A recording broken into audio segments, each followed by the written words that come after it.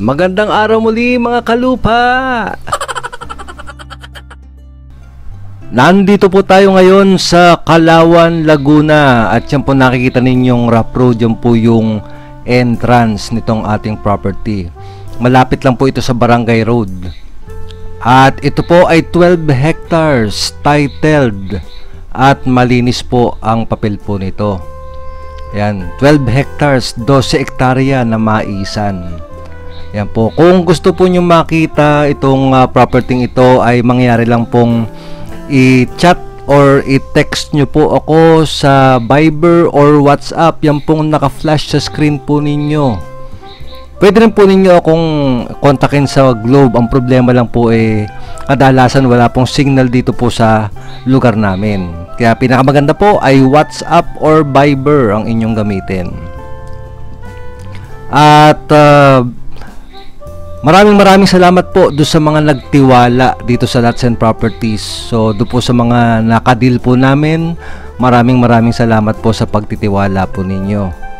Ayan po.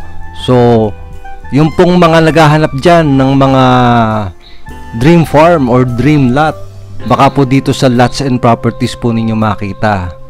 Kaya wag nyo pong kakalimutan, please like the video, and kung kayo po ay hindi pa nakasubscribe, please subscribe para lagi kayong updated sa mga videos na inilalabas ko gaya po nito.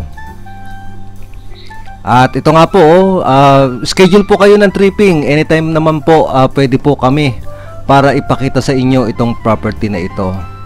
Yan, 12 hectares po yan, flat land. At sa gitna po nito, o doon sa bandang gitna, ay meron po siyang maliit na sapa. So, doon po pwede kayong kumuha ng patubig dito sa inyong farm. Pagdating naman po sa kuryente, ito po ay tabi ng Barangay Road. So, kung kayo po ay magnanais na magpakabit ng kuryente, meron po tayong available na pwede kayong mag-tap ng kuryente. Or kung gusto po ninyo ay solar, pwede rin po. At napakaganda po ng view dito. Kita naman ninyo, mountain view.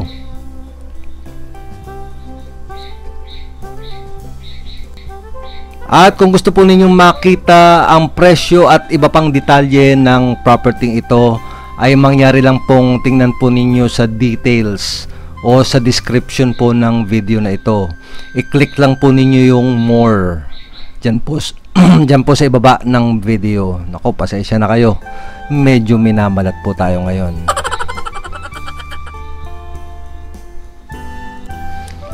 At ulitin ko po, ito po ay 12 hektarya or 12 hectares, titled, at malinis po ang papel nito.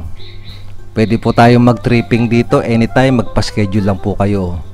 At kung meron naman po kayong idle property or idle land, pwede ko rin po kayong tulungang ibenta yan dito sa Lots and Properties. Mangyari lang po na kontakin din po ninyo ako sa aking Viber or WhatsApp number. Yan pong naka-flash sa screen ninyo.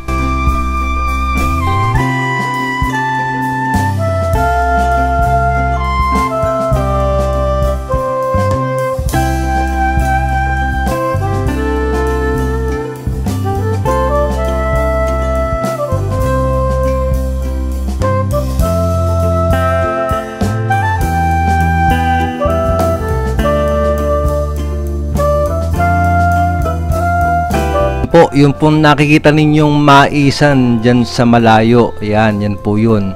So ang property po natin ay pahaba hanggang dun. Yung pong natatanaw ninyo yung panay mais, yan po yung property. Yan, 12 hectares po yan.